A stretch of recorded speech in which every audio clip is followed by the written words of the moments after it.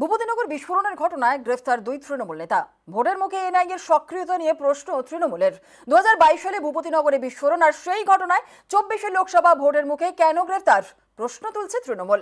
বিজেপির বিরুদ্ধে কেন্দ্রীয় এজেন্সির অপব্যবহারের অভিযোগ।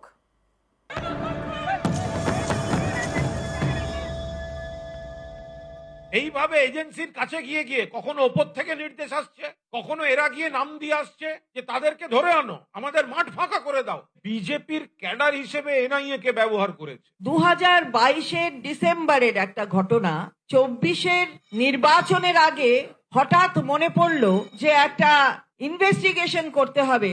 একেবারে বুথ লেভেলে একটা টেররাইজেশন অর্থাৎ আতঙ্ক তৈরি করা।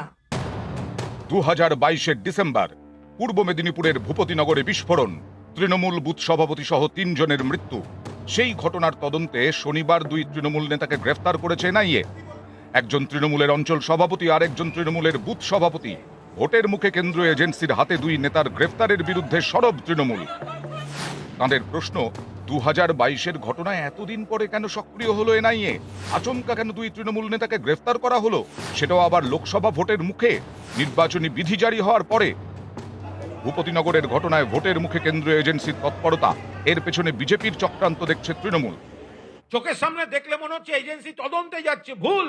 এইভাবে এজেন্সির কাছে গিয়ে গিয়ে কখনো ওপর থেকে নির্দেশ আসছে, কখনো এরা গিয়ে নাম দিয়ে আসছে যে তাদেরকে ধরে আনো, আমাদের মাঠ ফাঁকা করে দাও। বিজেপির ক্যাডার হিসেবে এনআইএ কে ব্যবহার করেছে। কোথাও এমপি এমএলএ, কোথাও বুথের সেনাপতি, অঞ্চল সভাপতি, তাদের নাম ঢুকিয়ে দিচ্ছে। আর এই পুরনো কেসগুলিতে নাম ঢুকিয়ে এখন তাদের অ্যারেস্ট করার জন্য এই এনআইএ কে ব্যবহার করা হচ্ছে। 2022-এর ডিসেম্বরের একটা ঘটনা, 24-এর নির্বাচনের আগে হঠাৎ মনে পড়লো যে একটা ইনভেস্টিগেশন করতে হবে। এই তদন্ত আসলে তদন্ত করার জন্য নাকি গোটা ব্যাপারটা কুকটাপ, একেবারে বুথ লেভেলে একটা টেররাইজেশন অর্থাৎ আতঙ্ক তৈরি করা। বিস্ফোরণের তদন্তে শনিবার ভোরে ভূপতিনগর যায় এনআইএ।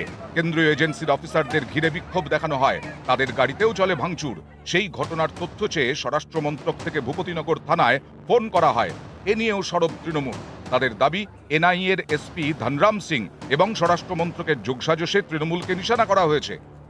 এনআইএ সূত্রেও আমাদের কাছে খবর আসছে এই ভদ্রলোক সরাসরি হোম মিনিস্ট্রির কোনো একটা কানেকশন আছে। হোম মিনিস্ট্রি বিজেপি বলে দিচ্ছে ধনরাম সিংকে তৃণমূলকে শেষ করতে নাবো, আর লোকাল বিজেপি যেসব নাম দেবে তাদের অ্যারেস্ট করো। এইটার সঙ্গে ধনরাম সিং এর সঙ্গে যেমন লোকাল বিজেপি জড়িত, তেমনি কেন্দ্রীয় স্বরাষ্ট্র মন্ত্রক, হোম মিনিস্ট্রি জড়িত।